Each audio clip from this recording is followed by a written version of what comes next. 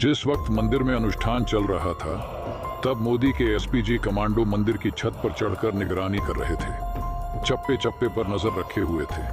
प्रधानमंत्री नरेंद्र मोदी की सुरक्षा में कोई चूक न हो, इसका खास तौर पर ध्यान रखा जा रहा था। अयोध्या में सुरक्षा के मद्देनजर पुलिस ने राम मंदिर परिसर को अभेद किला बना रखा था, मगर पुलिस के पहरे के बाद मोदी की सुरक्षा के लिए एसपीजी के कमांडो साथ थे।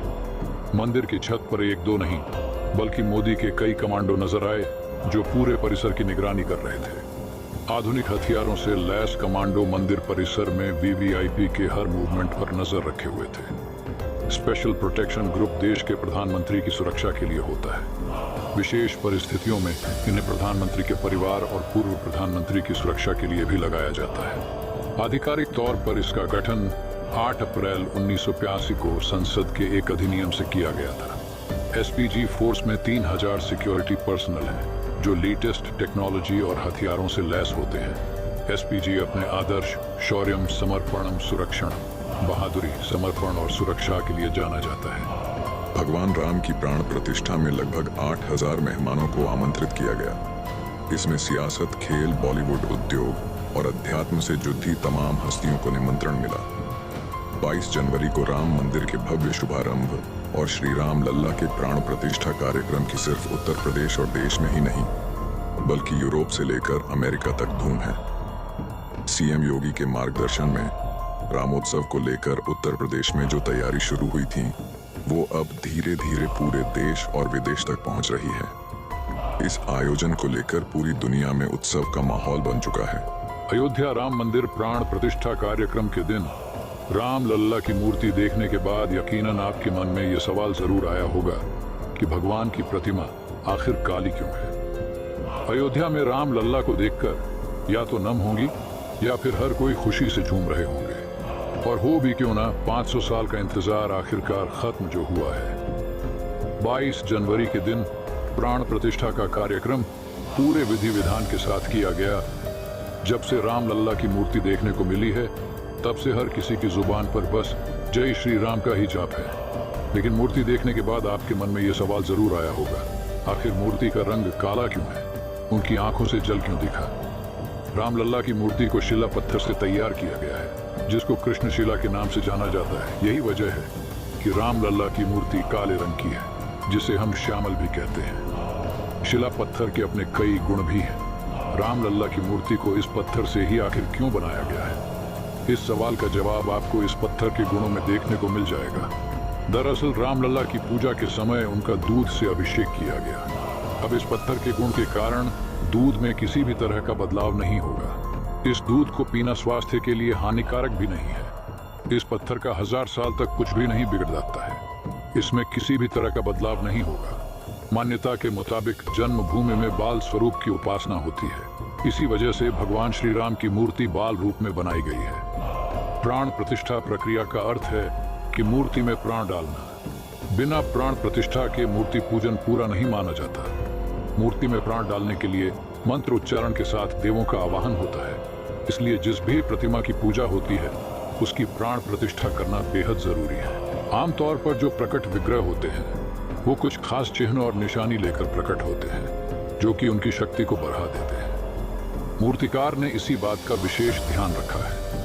अगर ध्यान से देखें तो कहीं से भी पत्थर को तोड़ा नहीं गया है। श्री राम लल्ला विराजमान के मस्तक के ठीक ऊपर भगवान सूर्य नारायण का प्रतीक है। सूर्य जगत की आत्मा है और श्री राम सूर्यवंशी है, इसलिए उनके मस्तक के ऊपर आशीर्वाद के रूप में सूर्य नारायण को रखा गया है। मूर्ति के दाएं ओर अस्तिक का चिन्ह है। शिव पुराण विद्येश्वर संहिता के अनुसार शिव के 5 मुख हैं। इसके बाद स्वास्तिक को भी जगह दी, जिसके बिना कोई शुभ कार्य नहीं हो सकता। स्वास्तिक को हिंदू धर्म में गणेश जी का प्रतीक माना गया है, इसीलिए विघ्नहर्ता के रूप में स्वास्तिक विराजमान हुआ है। इसके बाद विग्रह के बाईं ओर देखे तो चक्र और गदा है। इसका सीधा संबंध विष्णु से है। दरअसल विष्णु को देवताओं का नायक कहा गया है और देवासुर संग्राम में विष्णु ही देवताओं की मदद करते हैं। श्री राम उन्हीं विष्णु के अवतार हैं और वो चक्र गदा को धारण करते हैं। इसलिए आसुरी शक्तियों का नाश करने के लिए इस विग्रह को चक्र गदा से आभामंडित किया गया है।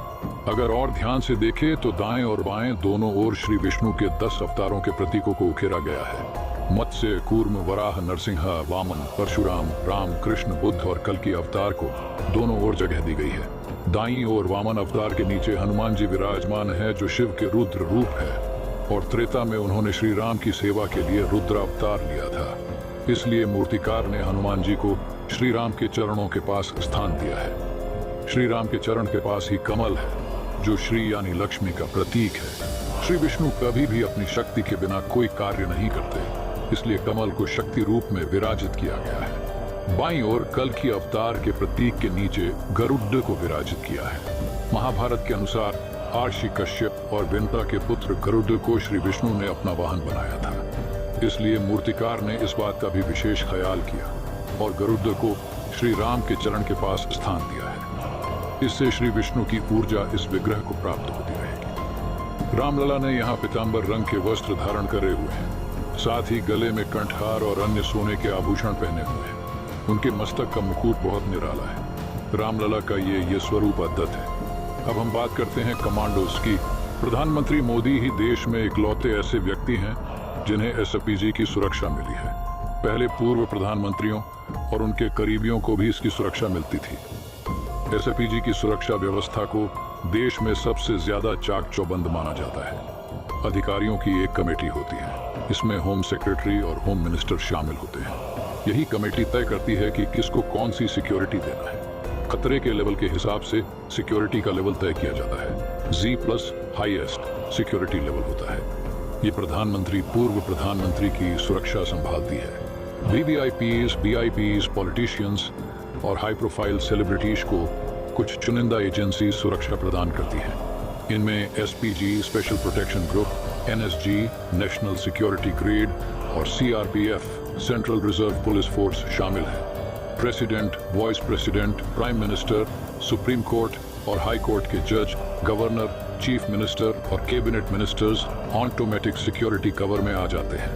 प्रधानमंत्री जहां भी जाते हैं वहां हर एक स्टेप पर अचूक शूटर्स तैनात हैं। पीएम को खतरा पहुंचा सकने वाले लोगों को ये शूटर्स कुछ ही सेकंड्स में मारने की ताकत रखते हैं। एसपीजी में करीब 3000 जवान हैं। इनकी जिम्मेदारी प्रधानमंत्री, एक्स-पीएम और उनके परिवार को सिक्योरिटी प्रोवाइड करने की है। इन जवानों को अमेरिका की सीक्रेट सर्विस की गाइडलाइन के आधार पर तैयार किया जाता है। ये FNF 2000 assault rifle, automatic gun, 17M revolvers जैसे मॉडर्न इक्विपमेंट से लैस होते हैं। एसपीजी कमांडोज बेल्जियम से इंपोर्ट की गई 3.5 kg की राइफल से लैस होते हैं। ये 1 मिनट में 850 राउंड फायर करने में कैपेबल होते हैं। इनकी रेंज 500 मीटर तक होती है। सेकंड कमांडोज के पास सेमी ऑटोमेटिक पिस्टल होती है।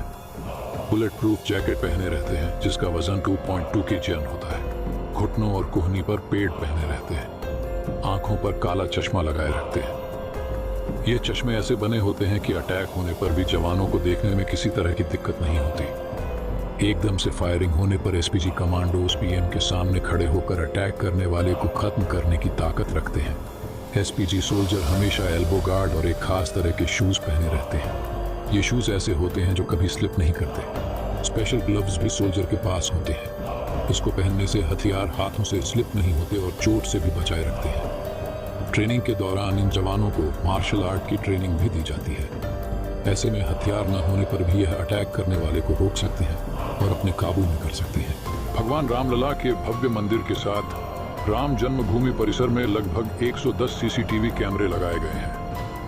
राम जन्मभूमि परिसर में राम मंदिर ट्रस्ट ने CCTV कैमरे लगाए हैं। ये कैमरे रेड जोन, येलो जोन और अयोध्या के प्रवेश द्वार पर लगाए गए हैं। जिला प्रशासन की तरफ से कैमरे रामनगरी की सुरक्षा को सख्त करने के लिए लगाए गए हैं। सरकार की तरफ से 28 करोड़ रुपए सुरक्षा उपकरणों को खरीदने के लिए स्वीकृत किए गए थे। बता दें, प्रथम चरण में रामलला के नगरी की सुरक्षा होगी। मशीनरी उपकरणों से भी लैस